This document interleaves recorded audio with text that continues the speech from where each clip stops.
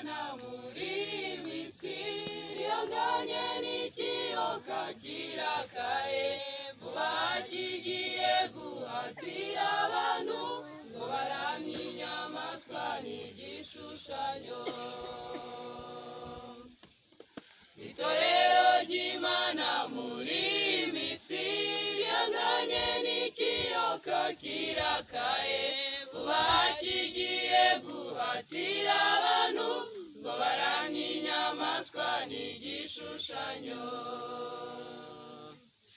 Ese mugenzi ko mbona ujya unanirwa kweza umunsi w'isabato n'agahato saho nibikomera uzashobora guhagarara udatsinzwe.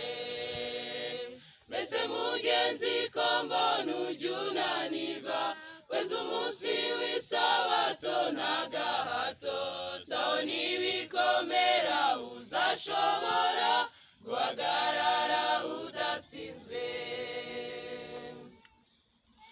Amadini yose ndetse n'ibihugu biri guburya isabato yakurwaho maze abari mu isi bagahatirwa kuruhuka umunsi wahimbwe n'abantu.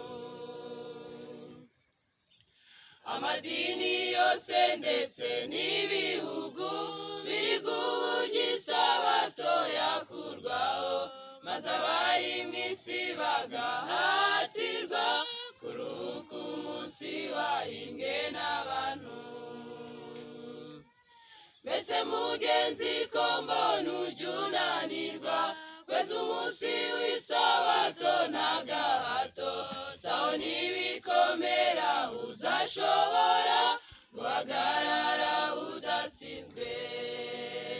Mbese mugenzi ko mbona ujya unanirwa kweza umunsi w'isabato n'agahato saho nibikomera uzashobora guhagarara udatsinzwe. Abamazina yabo atanditswe muri cya gitabo cy'umwana w'intama ubwo ibikomere bizadusatira bazaramya inyamaswa n'igishushanyo. Abamazina yabo atanditswe muri cya gitabo cy'umwana w'intama ubwo ibikomere bizadusatira bazaramya inyamaswa n'igishushanyo. Mbese mugenzi ko mbona ujya unanirwa kweza umunsi w'isabato n'agahato saho nibikomera uzashobora guhagarara udatsinzwe.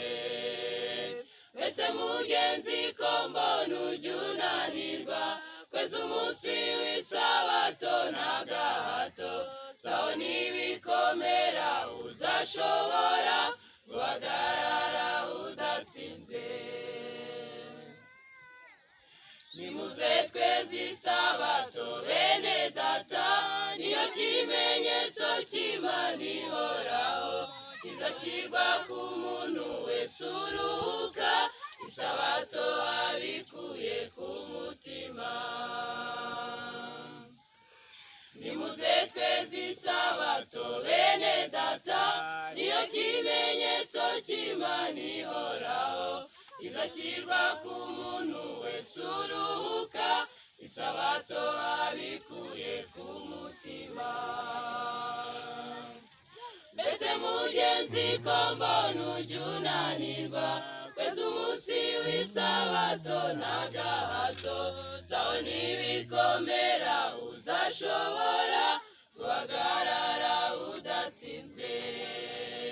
Mbese mugenzi ko mbona ujya unanirwa kweza umunsi w'isabato n'agahato saho nibikomera uzashobora guhagarara udatsinzwe.